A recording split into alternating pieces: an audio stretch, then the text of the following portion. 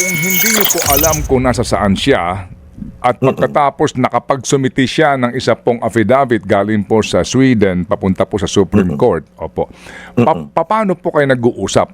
At kailan kayo huli nag-usap? Attorney, nakapanayam namin si Mr. Mike Defensor para makausap nila si Zaldico at yung willingness nito na mag-testify kahit na po sa pamamagitan lamang ng ng Zoom kung sakasakali magkakaroon ng House hearing sa impeachment. Ito nga ho ang ating pag-usapan ngayon mga Reaction Update PH. Mainit pa ho ito. Nag-iisang attorney Roy Rondain mga kapdate. Kung hindi ho natin kilala ito mga kapdate, siya ho ang legal counsel ni Kong Zaldico. Dito mga kapdate, wala ho tayong paligoy-ligoy dito dahil nagsalita na nga itong kanyang legal counsel o isang abogado na justify, testify ho sa impeachment. Magsasalita na ho si Kong Zaldico saan hindi ho siya dadalo mismo sa hearing mga kapdate via Zoom, via online. Doon ho siya magkikipag-ugnayan. Dahil mga kapdate, alam na rin naman ho natin kung gaano kadelikado itong buhay ni Kong Zaldico. Kaya sa ating mga OFWs, mga kababayan,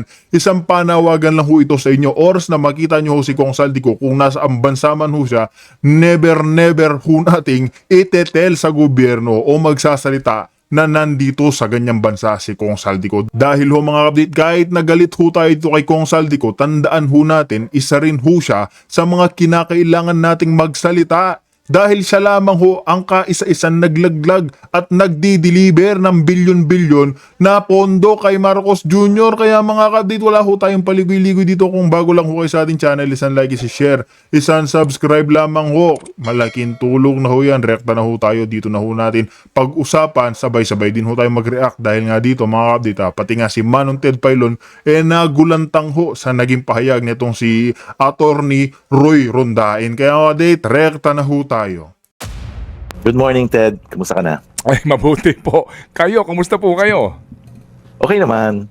Oo. Thank you. Kayo ho ba'y nanggaling sa abroad? Kinyo ho bang napuntahan si Ginoong Zaldico? Hindi. Nagbakasyon lang ako with my wife. Okay. That's good. Wala ako sa Sweden. If that's your question. Sa Portugal po. I wish. Wala rin ako sa Portugal. Okay. Sa sa Italy lang. Okay, sige. Wala ba doon sa Italy si... Wala. Kung nandun man siya, hindi kami nagkita. Okay. I Nasaan... wanted to keep it strictly a vacation. Apo. Yes, sir. Nasaan po ngayon ang inyong kliyente, attorney? Hindi ko pa rin alam, Ted. Obviously, he was in Stockholm for a few days kasi meron siya mga Ayan mga kapdate, dapat ganyan ho sumagot porket nakikita nyo si Zaldico, kung nga rin nasa ibang bansa ho kayo mga kapdate oras na nasa ibang bansa kayo, pabayaan nyo na lang muna ho si Zaldico kung nakita nyo man siya. Huwag nyo na ho sasabihin kung nasaan ho talaga yung exact location niya. Hindi naman ho sa tinatago natin si Kong Zaldico, pero isa rin ho kasi itong si Kong Zaldico mga kapdates, pinoprotektahan ho natin dahil siya mismo mga kapdate ang naglaglag sa presidente ng Pilipinas na hinahatiran niya ng bilyon-bilyon. Kaya mga kapdate, itong mensahe na ito pag nakita nyo si Kong Zaldico, hindi sa purket pinoprotektahan natin, gusto lang nating malaman kung ano pang ang kabalbalan yung ginawa ng gobyerno ni Marcos Jr. Kumbaga pinag-iingat lang din naman natin siya. Oo mga kapdate, galit din tayo sa kanya, nakasabot siya sa mga panahong nandito pa siya sa Pilipinas. Pero tandaan ho natin mga kapdate na itong si Kong Zaldico, kailangan din ho natin yung pagsasalita niya. Kailangan din ho natin yung mga testimonya niya. Di ba? Marami pa hong ilalantad, ilalabas ho yan. Panigurado ho yan. notaryo, di ba? But before and after that, hindi ko na alam. Ayoko tanungin Opo, okay. Naunawaan po namin. Sige po. Pero attorney, kung hindi nyo po alam kung nasa saan siya at pagkatapos nakapagsumiti siya ng isa pong affidavit galing po sa Sweden papunta po sa Supreme Court. Opo. Paano po kayo nag-uusap? At kailan kayo huli nag-usap? Telepono. Nag-usap kami sa telepono madalas. The last time was, I think, 2 days ago, bago ako lumipat. Bago ako lumipat, nag-usap ko. Tinatanong ko kasi yung mga pari Kasi nasabi nila na, sabi ko, nagpadala ka ba ng mga emissary para makapag-negotiate? Sabi niya, wala. Wala daw siyang pinapadala. So, I'm absolutely sure na walang ganun. Opo. As in, talagang wala pong sino man pong emisaryo o namamagitan para sa sinasabing dialogue between him and the government? Well, as of 2 days ago, wala. He was very categorical. Hindi ko alam what happened in the last 2 days, no? But hindi din mangyayari because hindi naman gagalaw yun ng hindi ko nang hindi ko ina-approve makikipag-negotiate, makikipag-dialogue. I have serious doubts. I'm almost sure na hindi niya ginawa yun in the last 2 days. Kasi ako lang naman ang talagang inauthorize niya na magsalita sa kanya. So, hindi naman niya ako i-undermine. Opo. Attorney, nakapanayam namin si Mr. Mike Defensor, si former congressman, Secretary Mike Defensor. Okay. Sinabi niya, Okay. opo, sinabi niya, meron din daw pong intermediary na kaya naging dahilan para makausap nila si Zaldico at yung willingness nito na mag-testify kahit na po sa pamamagitan lamang ng ng Zoom kung sakasakali magkakaroon ng House hearing sa impeachment. Okay.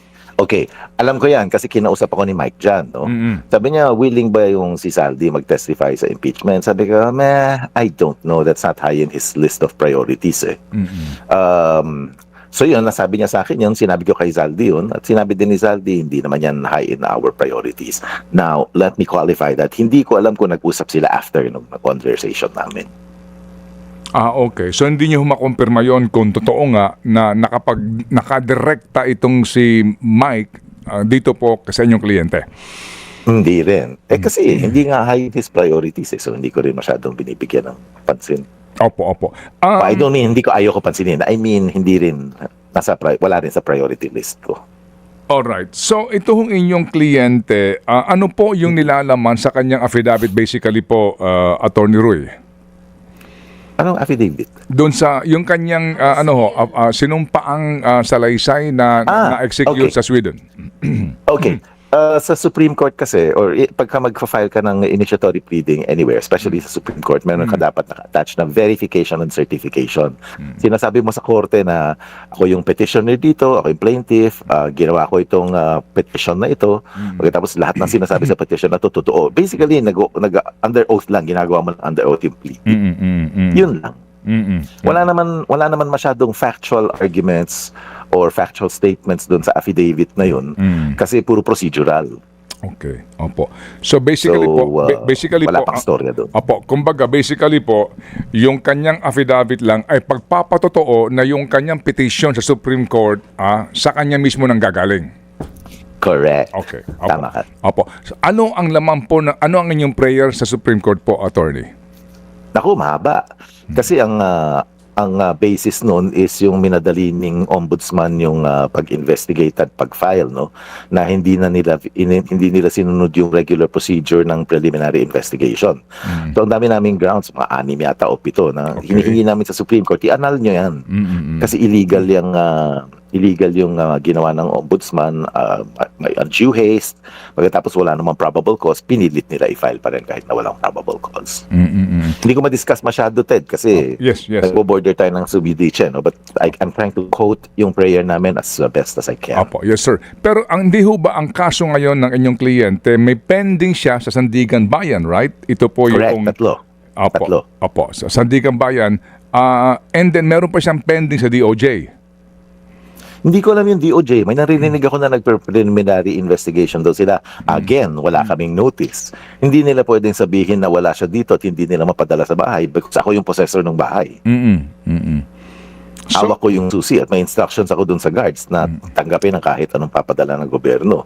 I don't think pinapadala nila. Here we go again, as I like to say. Opo. So, Attorney, yung pong inyong kine-question ay yung particular na nangyayari ngayong hearing against your client sa Sandigan Bayan. That's right. Okay. At ang Yung Sandigan Bayan muna. at ang nais nyo po ay ipahinto ito. Basically po, anong gusto nyo mangyari? Pinapa-annul namin yung resolution ng ombudsman. Pinapa-reverse namin yung finding probable cause. Kung i-grant yun, mawawalan na ng basis yung kaso. Of course, ang may control pa rin yung Sandigan Bayan. Ano?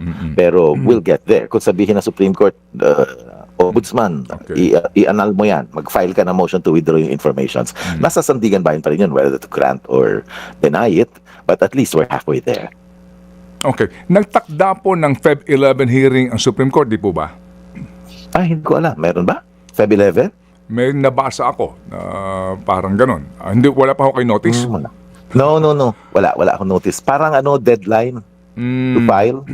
And wala akong notice ng hearing. Okay.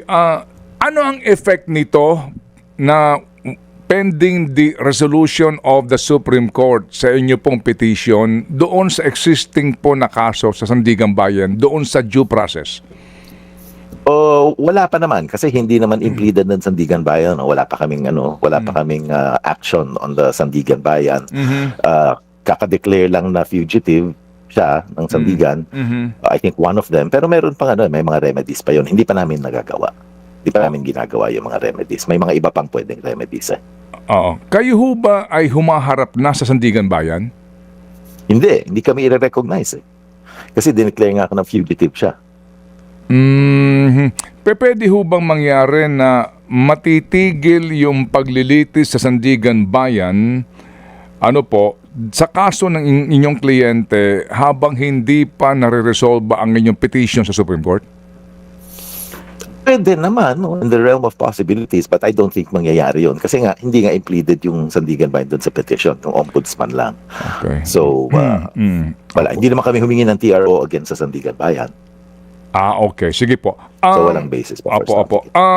Reaksyon po ng inyong kliyente doon sa binabanggit din po ni Ombudsman na kinakailangan magsole. Maging narinig ko kung tamang pagkakaunawa ko, pati si DILG Secretary, no? Na kinakailangan muna magsole ng ilang bilyong piso ang inyong kliyente bago man lang 57 magkaroon. billion. Opo. 57 billion yata. Yeah, opo. $1 billion, no? Opo, go ahead, sir. Hindi ko alam kung saan nila kinuha yung number na yun.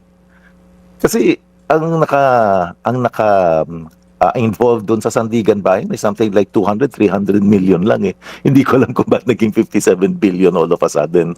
Number two, hindi naman kami humihingi ng negotiations.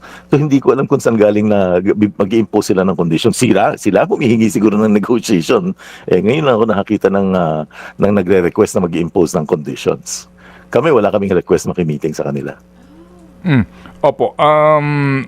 Pero yung pong ano ang inyong legal doon thinking po sa restitution first bago po ang restitution Ted presupposes na may kinuha ka eh.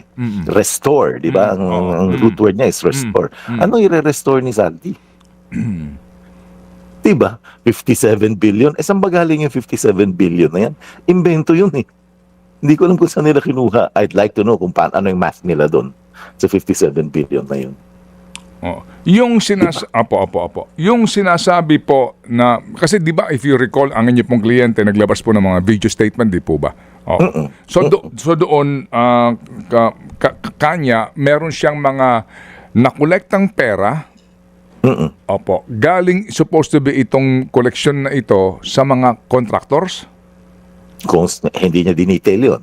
Sinabi lang niya, nakuha niya na, in fact, sabi niya sa insertions, hindi ba? Yes, sir. Sorry, or sa NEP. I'm not sure anymore. Hindi ko alam kung saan niya kinuha okay. yung pera. But, ang important, hindi pala na yung source, no, Ted? But, ang important, sinabi niya, dineliver niya. Hindi niya binulsa. So, hindi din yun ang pwede maging basis ng 57 billion na sinasabi nila. Opo, dineliver niya yung pera. Hindi niya ibinulsa. Correct. Opo. Yun ang natatandaan kong sabi niya. Yes, sir. Opo. Kasi nga, ito nga po, yung aming pong hawak nga dito na transcript sa kanyang statement. So, opo, doon na lang po, attorney, wala pong anumang legal culpability ang inyong kliyente sa paghahatid ng pera galing sa supposed to be kickback para ihatid sa bahay ni speaker? Meron sigurong negligence or whatever, but it's certainly not enough to make him liable for 57 billion. Opo. Sa prinsipyo po ng conspiracy, kasi kung kickback ang pinag-uusapan dito, ikaw yung kumulekta. Sinabi rin yan. Sinabi rin nila yan dun sa asunto nila, may conspiracy daw. Okay. But alam mo yung law on conspiracy, you might know this, kailangan meron kang active act. Meron ka affirmative action to make you a co-conspirator. In fact, yung naka-standby ka lang, nakikinig ka lang sa dinner, at narinig mo na may plano silang mag-commit ng crime, that does not make you a co-conspirator. Yung narinig mo lang. In fact, kahit yung presence mo sa conspiracy, ano ngayon ang basis ng gobyerno na pagsabi na may conspiracy? Wala. Wala silang sinasabi. May general statement lang. Nag-conspire mga ito. Paano nag-conspire? Hindi ka Opo. yung batas. Opo. That's one of the grounds dun sa petition ng Supreme Court. Okay, opo. Sige, so pero sir, ito hong inyong kliyente nga meron siyang statement, 'di ba, na ika nga niya wala pong perang napunta sa akin, lahat po ng insertion napunta sa ating pangulo at Speaker Martin Romualdez, no? Itong sinasabi Yung niya 100 rito. million. Opo, Yung itong 100 billion. 100 billion, etc. Opo, opo. Dito statement na ito, meron ba kayong ang inyong kliyente na pag-iisipan ba na mag-kontra-demanda dito? Napag-usapan namin yan, but also, it's not high in the list of priorities. Saka na. Defensahan muna yung mga panggugulo nila, pati yung negosyo ginugulo eh. As they threaten, they would do. So, defensahan muna yun, ayusin muna yun, and then saka na yung offense. Negosyo po ng inyong kliyente, yung kanilang, itong kanilang Mitsubishi Air? Halimbawa? Oo, yan. Halimbawa? Yan. At saka yung halos lahat. Yung Midas, ginugulo nila. Yung, hindi ba yung recently, yung mga kotse pinagkukuha without a warrant. Yung mga ganyan ba, dinidisrupt nila eh. Opo. So, sige lang. Opo. Defensa muna. Opo. Saka na yung bawi. Opo. Na-freeze na ho ba yung mga air assets talaga po ng inyong kliyente? Hindi ko alam. Hindi ako abogado nung nung aviation eh. Opo. Iba. Saka shareholder lang siya doon. Alam mo, tayo mga Pilipino, kung mayroon tayong share sa isang kumpanya, sinasabi natin, ano ko yan, kotse ko yan, or aircraft ko yan, kahit hindi naman legally accurate. Opo. So, hindi kanya yun. Sige po. Attorney, kung magugunita rin po natin, di ho ba, si Pangulong, ang aligasyon ng Presidente, kung napanood nyo, sabi niya, binablockmail kami nito ni Saldico eh. Oo, na hindi Yun ba yung abogado? na hindi pinapakansila yung passport niya, no? Para daw tumigil sa pagkakalabas ng video si Saldi. Yan ang sinasabi. Kung naalala ho ninyo, no? Opo. Ngayon, Abogado daw. Opo. Ang gumagawa nun. Opo. Hindi ho kayo yun. O kayo yun. Hindi. Okay. Nababaliw ba ako na iba-blackmail ko sitting president? Sino ba naman ako? Anyway. Hindi naman ako. Opo. Hindi naman ako foolish. Opo. Pero sir, kasi kung iisipin natin yung sinasabi na hihinto daw sa paglalabas ng video kung hindi kakanselahin yung passport. Pero parang nangyari naman na hindi na po naglabas ng video ang inyong kliyente, although na-cancel yung passport, pero mukhang tumahimik yung paghahanap sa kanya, parang may something. Hindi. Tumahimik siya.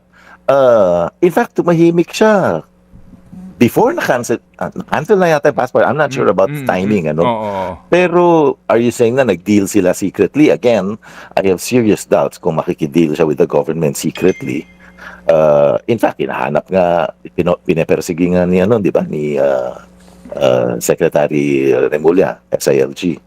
So, I don't know. I have serious doubts na meron siyang deal. Opo, kasi maari, sorry po, ito medyo lang, yung duda ng iba, baka naman po press release lang yung kunwari hinahanap ang inyong kliyente, pero the truth is, totoo itong sinasabi na ayaw siyang pauwiin ng presidente at maging ni Speaker Romualdez kasi nga pag umuwi siya, sabit silang lahat. Sinabi niya yan. Initially, di ba? I think yes, sinabi niya yan sa video na huwag kang uuwi dahil we will take care of you. Yun yung sabi niya. But walang deal after that. Alam mo, Ted, ang hirap nung hindi plausible yung sinasabi na may deal eh. Kasi hindi naman ng presidente, hindi naman palasyo ang may control dun sa passport cancellation. Yung Sandigan Bayan ang gumawa nun. So kahit may deal with the palace, hindi mo pwedeng utusan yung Sandigan Bayan na gawin mo ito, huwag mong gawin ito. Unless na sinasabi nila, kaya ng palasyo ng Sandigan, I doubt it. So why would he deal with the palace who has no power to grant what he's asking for? Ah, Di ba? It doesn't make sense. ano ho pa talaga ang inyong kliyente? Mayroon ba siyang Portuguese passport? Hindi ko alam. Hindi ko alam kasi kung tanungin ko yan, edi meron na akong half confirmation in my mind na nasa Portugal siya. Di ba? It'll give me a hint and I don't want a hint. I don't even want a hint.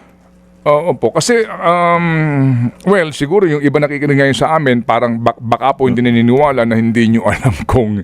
I know. Ang tawag na nga sa akin, attorney, I don't know eh. Ewan ko. Talagang hindi ko alam eh. I don't want to know eh. I don't know why. Sige. Hindi ko alam kung ba't hindi maintindihan ng ibang tao yun. Oo. Ano ang kanyang ipinresent na ID doon sa notaryo sa Sweden? Good question. Parang SSS ID yata. Yata, I'm not sure. Hindi ko na hindi ko na. Kasi wala pa ako nung final yun eh. Pinadala lang lahat doon pagkatapos yung office na yung nag-assemble. Pero ano ba ang format noon? Kasi sa atin po dito, 'di ba, subscribe before me, right? Correct. Oo. May mga words to that effect. Opo, and presented yung kanyang identification. Correct. Opo. Correct. Yung pong ito yung inyong isinumite sa Supreme Court na dokumento pero hindi nyo alam kung anong ID ang kanyang ginamit doon? Hindi ko matandaan. Nakita ko nung pag-uwi ko, nakita ko. Pero one day lang ako sa Manila eh. After one day, umalis na ulit ako eh. Dito lang naman ako sa Pilipinas. But here's the thing, Ted eh. Yung mga foreign transactions na ganyan, foreign legal transactions will depend on the law where where it occurs. Okay. Kaya yung validity nung pag-subscribe niya, nung pag-notarize, will be determined by Swedish law, not by Philippine law. So, kung ang punteriya is whether or not valid yun under Philippine law, ang assumption is valid yan under Swedish law. We're bound to observe under international law na kung valid yan sa Sweden, dapat valid dito sa atin.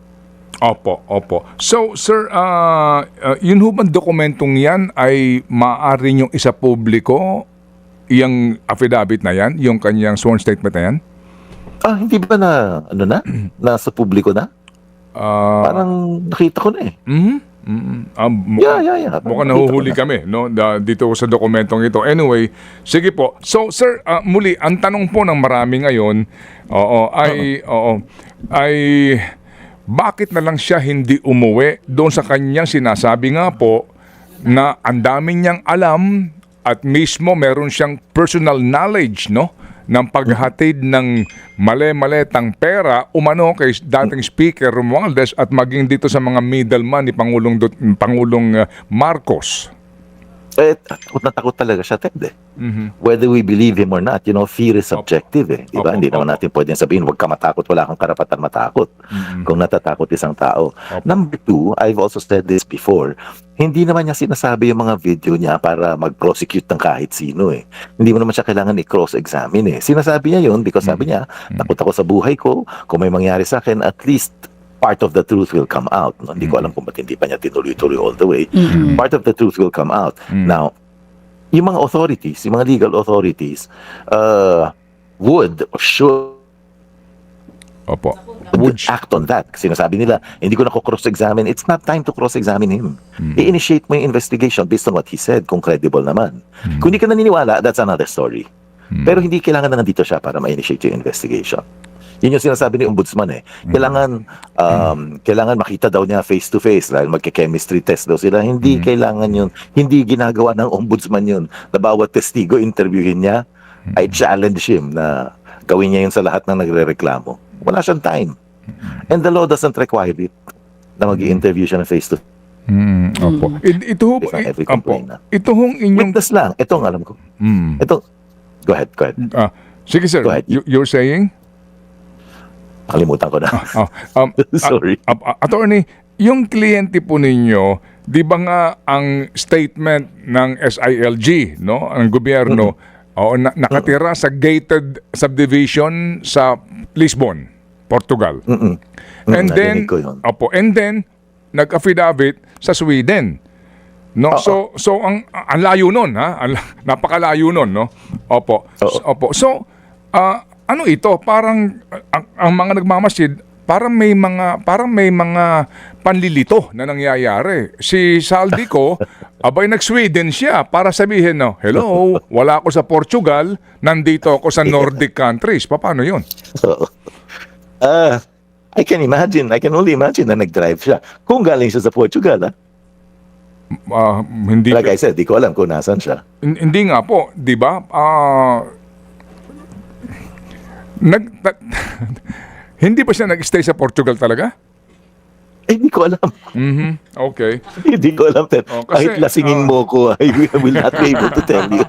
Hindi kasi namin mauntindihan na kung sir, sorry po kasi nagkakaroon na po ang iba po, no, ang iba po kasi sorry po dahil nga dito po sa laki ng skandalong ito, yung iba po kasi hindi na maiaalis na magkaroon ng mali siya sa kaisipan at conspiracy theory na Sure.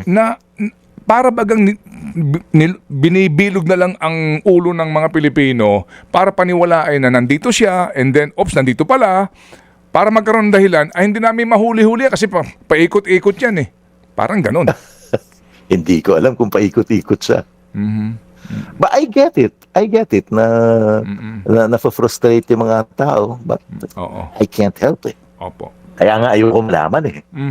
Opo. Well, anyway, at least po kayo nakakausap namin at napapakinggan namin kayo at yung nga pong so far, yung inyo po lamang informasyon sa inyo pong kliyente. Panghuli pong tanong si Chacha na lang. Okay, Cha. Sure, Attorney Chacha. Roy, yes Hi, po. Chacha. Before kasi sinabi ninyo, I remember na nakausap namin kayo, sa tamang panahon, babalik siya dito sa Pilipinas. Pero from what you're saying now, parang ang tingin ko or ang pagkakaintindi ko, correct me if I'm wrong, wala nang planong bumalik si Zaldi dito sa bansa? Hindi naman.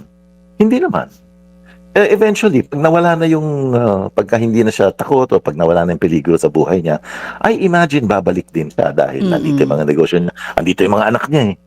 Oo, naiwan dito yung mga anak niya po. I think, meron dalawa yata dito. So meron din po siyang So, kasama kung nasaan man siya ngayon. Meron siyang anak Hindi na ko alam. kasama. Hindi. Isa yata na sa Amerika. Oo. Okay. I don't know kung kasama niya, but alam ko nag-aaral sa Amerika. Pero kung kailan man ang tamang panahon, hindi natin alam kung kailan. Hindi natin alam. I can guess. Oo. What's your guess? 2028. Oh, okay. Hindi ko na itatanong But why that's my guess, 2028. Your guess That's is my guess. Your guess Hindi is ako, sa hula ko lang yan. 2028 mukhang yun ang balik na ni Zaldi.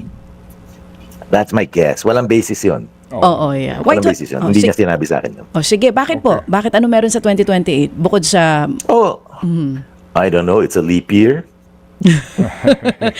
Okay. Attorney Roy, last na lang po talaga. Alam namin Sure. busy kayo. Attorney, kasi sabi nyo kanina, wala namang ipinapadalang emisaryo, itong walang ganong usapan na gusto makipag-usap ni Zaldi. Kayo lang ang tanging naatasan to speak on behalf of him.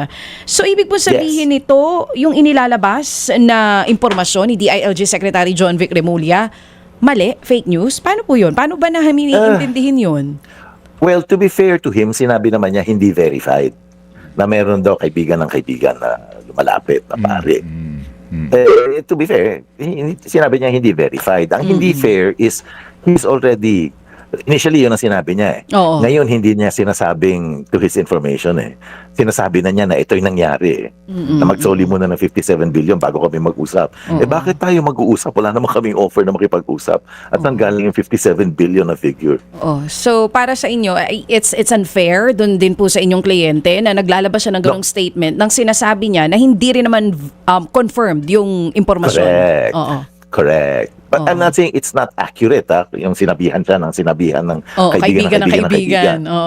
Oo. Kasi posible naman na kinausap siya. At kaya palagi kong sinasabi, kung meron man lumapit sa kanya, hindi yun authorized.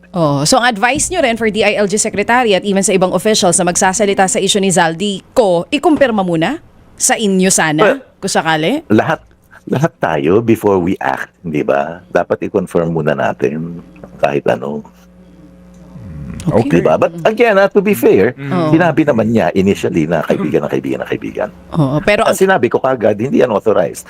Now, apparently he's still acting on the basis of yung sinabi sa kanya ng kaibigan. Yun ang hindi fair. Kasi sinabi ko na hindi totoo eh. Oo. At hindi nyo kailangan ng negosasyon with the government. Kumbaga kayo Hindi. stand on kumbaga firm kayo na wala namang kasalanan si Zaldico dito. Yeah.